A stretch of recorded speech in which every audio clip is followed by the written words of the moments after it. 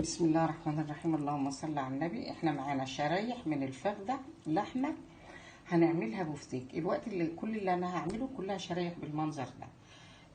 هجيب كيس واحط القطعه ما بين الكيس، هحطه في القلب وبعدين هدق عليها بالشاكوش، ولما اخلص هنشوف هنعمل مع بعض ايه. هوريكم الاول قطعه بنعملها ازاي. انا جبت قطعه اللحمه كده اللي هي الشريحه، وهنا حطها على كيس على القطاعة. شايفين يعني تحتها كيس وفوقها كيس، وبعدين علشان تبقى نظيفة وايه وما تتلوش ولا حاجة، وفي نفس الوقت الكيس بيساعدني على الفرد. همسك الشاكوش بتاعي كده، هضغط جامد، هدقها جامد من الناحية لما اخلص ناحية هقلبها الناحية التانية وادقها برضه. مش ممكن يعني ممكن ما تشيلهاش ولا اي حاجه، هي زي ما هي كده في الكيس. همسك الكيس كده واقلب الكيس بس، هتبقى الناحيه دي اتعملت والناحيه التانيه اتعملت.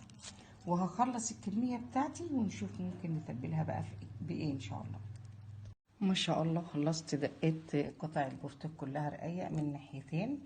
انا دلوقتي بقى ايه هعمل لها التتبيله. انا هجيب طبق كده، دي معلقه مستردة هحطها في الطبق اللي هعمل فيه التتبيله، وعندي ميه بصل على فصين توم. دي عملتها ازاي؟ جبت بصل فرمته ناعم قوي قوي قوي وصفيته بالمصفى طلع لي العصير، وكنت حاطه عليه فصين توم بده طعم جميل قوي قوي. هذا المستردة وميه البصل. عندي معلقتين خل. الخل ضروري مع المشويات او البفتيك لان عشان يخليه طري ويكون الانسجه سهله ما تكونش شاده معايا. خل. وعندي مش هحط من البهارات غير الملح والفلفل وعصير ليمون. لسه هعصر الليمونه دلوقتي واحطها. يبقى انا عندي هراجع معاكم: معلقه مستردة، ميه بصل، ملح وفلفل وخل وليمون. لسه هعصر الليمون. هقلب كويس قوي قوي عشان معلقه المستردة تتجانس مع الخليط بتاعي. وهمسك قطع البفتيك واحده واحده هحطها في التتبيله، وبعدين افردها وارصها عشان تتشرب كويس. اما اخلص هوريكم مع بعض. ما شاء الله تبلت الكميه كلها، الشرايح كلها اتغطت وكلها مفروده عشان تشرب حلو. انا دلوقتي عاملاها بالليل على بيات. يعني لو انت بقى عندك وقت بتعملي على بيات، افرض ان ما عندكيش وقت مثلا بتعملي على الاقل قبلها بساعتين علشان يشرب ويبقى مزز وجميل. هغطيه لحد ميعاد الغدا بقى، قبل الغدا بشويه طبعا، كل واحد عارف ميعاده. بجهزه ونشوف هنعمله مع بعض ازاي عشان نقليه. وهو كده هسيبه في التتبيله للصبح. بسم الله الرحمن الرحيم. دلوقتي انا هاخد شرايح البفتيك المتبله وهحطها في البيض المضروب بملح وفلفل، وبعدين انا هاخد القطعه اللي حطيتها في البيض هحطها. انا عندي هنا بقسماط ودقيق، هقلبهم كويس في بعض وهعمل بهم القطع بتاعتي. يعني واخلص القطع يعني هنشوف كده. انا ايدي يعني مش مبلوله، ما حطيتهاش في البيض.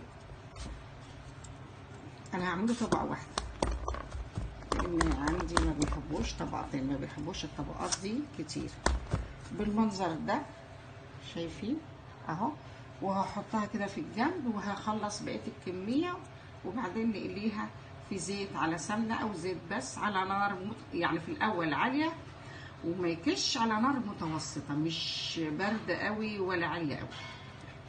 ان شاء الله انا عندي الطاسه زيت سخن، هبدا احط قطع البفتيك ارصهم. هو على نار عاليه في الاول لان هو بيكش، مجرد ما هيكش كده واشوف مفروض كبير ازاي هيرجع يكش. هدي بقى النار عليه واحط عشان ما يخرش ميه. لو هاديه قوي هيخر ميه، واحنا مش عايزين يخر اي سوائل. احنا بنديله الصدمه على العاليه اهو، وبعدين نهدي النار شويه.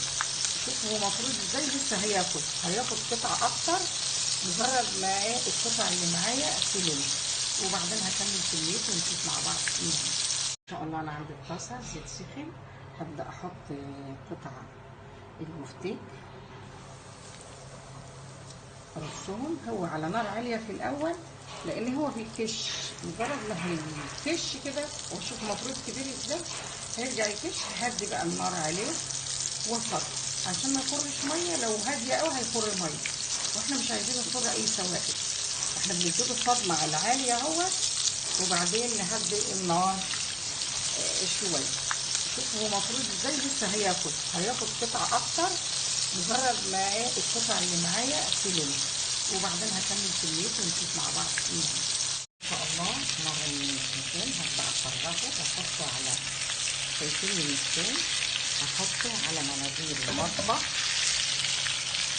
ان شاء الله. شايفين؟ وهخلص الكميه بتاعتي وبعدين نقدمه مع بعض. ما شاء الله شايفين البفتيك بتاعي ناشف من بره مقرمش اهو، شايفين؟ وطري من جوه ولذيذ وطعمه رائع. انا بس بوريهولكوا بالمنظر ده كله كده. ما شاء الله لا قوه الا بالله. وبألف هنا وشفا.